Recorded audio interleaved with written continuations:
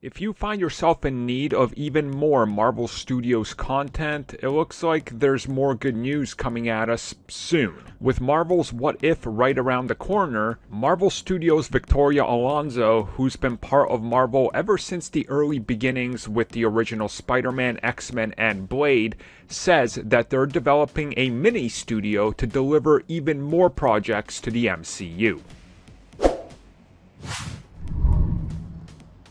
So with Victoria Alonso talking about the future of Marvel Studios recently, she did specifically state that Marvel Studios' What If is the first project that's in development, which was something that was rumored recently that there would be more projects in development.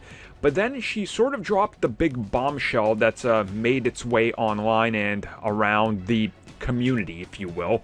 And that's the fact that What If is just the start, but they're not necessarily going to take more time away from core MCU projects.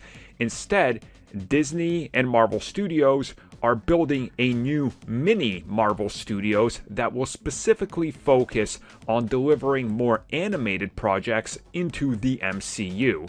And then she did say that more news would be coming soon, teasing by the sound of it by the end of the year. Now, I think it's safe to assume that an announcement of a follow-up What If is coming right when the first season ends or starts airing to get the hype going.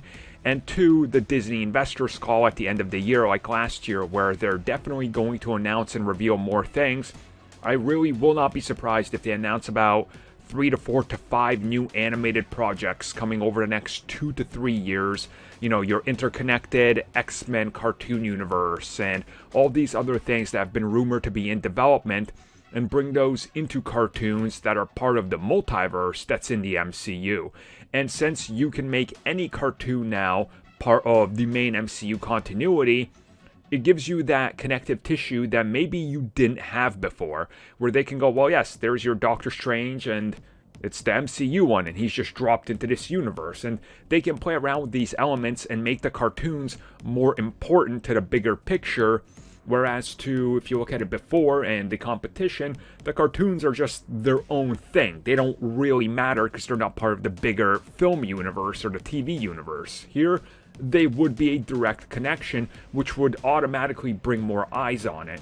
And since it is a spin-off of Marvel Studios, it sounds like they want to keep the quality on par and not really just source this out to the cheapest ones that can make new content or new cartoons that can deliver like 50 episodes a year, because that's what the studios want.